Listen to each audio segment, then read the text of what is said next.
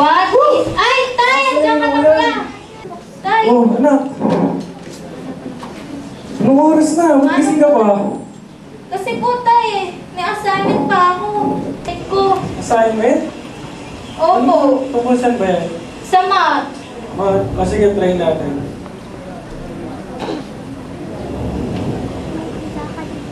Y squared minus y equal. Oo nga, no? Ano bang klaseng tanong yun? Sige, try ko Alam mo, Tay, kung nandito lang sana si nanay, no? Sana, nabawasan yung obligasyon mo sa amin.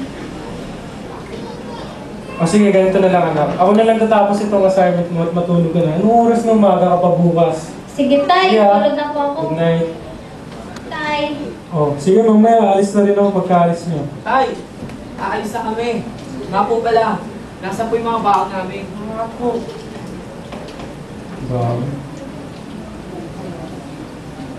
Oh, pagkasya niyo muna, ikaw nang bahala sa dalawa. Yan lang kasi yung kinita ko kahapon eh. Sabi na nga ako, fresh yung itlog na naman eh. Sir, paano pwedeng humingi muna ng advance? Para lang po sa pangbaon ng mga anak ko bukas. Po, pasensya ka na kasi medyo kapos din eh. Pero kung gusto mo, overtime ka ngayon kasi may bisita akong dadating. Pero yun nga lang, hindi ka talaga yung bibigay ko. Sige sir, pwede na po yun. Saan kami mga karating nito? Pagkain pa lang, kulang na.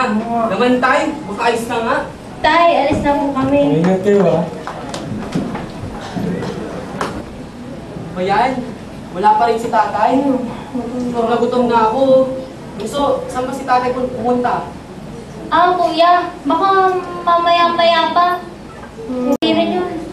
Ay naku kuya, alam ko na naman yung tatay eh. Ano na naman yan eh, sardinas tsaka tuyo. Naku, tuyo na naman. Sus, iba klase talaga oh. Ito na naman talaga buhay natin. Puro tuyo, sardinas na lang yung ulamin natin. Ako, Bunso, tawagin mo na lang ako sa kwarto. Ako rin, wala naman ang kwarto. Ay, Tay! Andiyan ka na Wala. pala! Yung dalawa mong kapatid. Ate, Kuya! Dito na si Tay! Okay na tayo. Ang dalawang sardinas sa pili dito. Ay napasabi ko sa'yo kuya eh. Ano naman Sardinas, tuyo, na naman, wala na bang bago? Nangangaliskis na mga mura namin.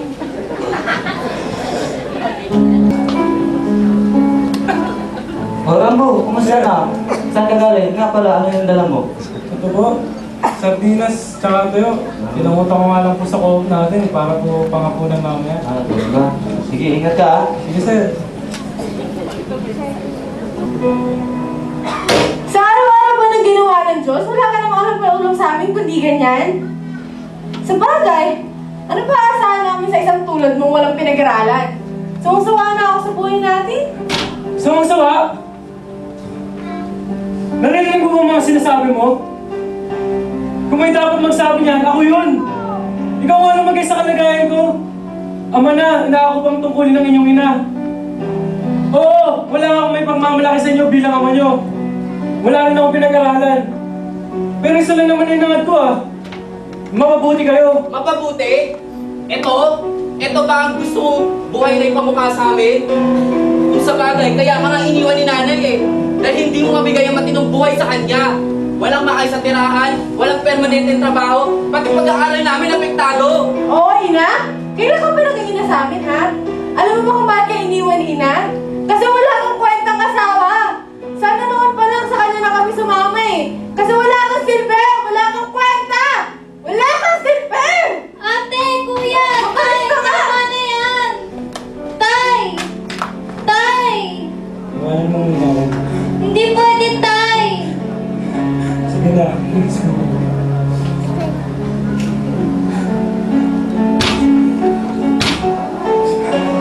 Saktan ko mga anak ko. Saktan ko mga anak ko.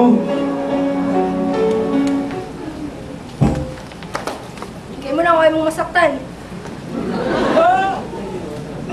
O ngayon, kaya sa pagkawala ni tatay, paano na tayo? Mula ngayon, ako na ang masusunod sa bahay na to. Ikaw? Oo, bakit? Ayaw mo? Kahit naman dati, di ba? Kayo naman lagi ni ate nasusunod. Ni minsan ba, nasunod ang gusto ni Itay? Sumasagot ka ba sa akin? Oo, kuya. Bakit? Alam mo bang pakiramdam na sagutin ng kapatid? Masakit ba? Kay Itay nga, halos ipaulam yung lahat ng pagsagot nyo eh. Ni minsan ba, naitanong o naramdaman nyo na kapag sinasagot nyo siya? Harap na kahit minsan na makaahon kami sa kahirapan, na mawala na yung paghihirap, pag-problema, pasakit. Pero tayo, kahit minsan, hinangad na kayong mawala. Alam ko, huli na ang lahat para kumasaya. Pero tayo, tawarin niyo ako sa mga nagawa ko. Hindi ko man lang nagampanan ng pagiging anak ko sa inyo. Hindi ko man lang nasabi na mahal ko kayo. Tay, hindi ko na po talaga kaya itago. Pero mas namiss ko na po talaga kayo eh. Hindi ko po akalain na yun na po yung unang pinagsampan niyo sa akin. Sana yung mga panahon na yun, inisip ko na, hindi ko na lang po sana inisip yung galit at sakit. Pero sana dinamdam ko na lang po yung pagsampan niyo po sa akin. Mas nagugustuhin ko pa pong maulit yun, Tay. At least alam po mahal na mahal ako nang nakasakit sa akin. Tay, sana kahit minsan nasabi ko rin na mahal ko po kayo. Tay, ba't nyo kami iniwan? Kayo na lang kaligayahan ko. Bakit kayo pa? Alam na ng lahat ng tao na mabuti kayong tao, di ba? Para saan pa? Hindi ko alam ang dahilan kung bakit kayo kinuha. Kinuha ba kayo para malaman ni ate at ni kuya ang mga pagkakamali nila? Para saan pa? Tay, gusto ko na po kayo ulit makasama. Mahal na mahal ko po kayo.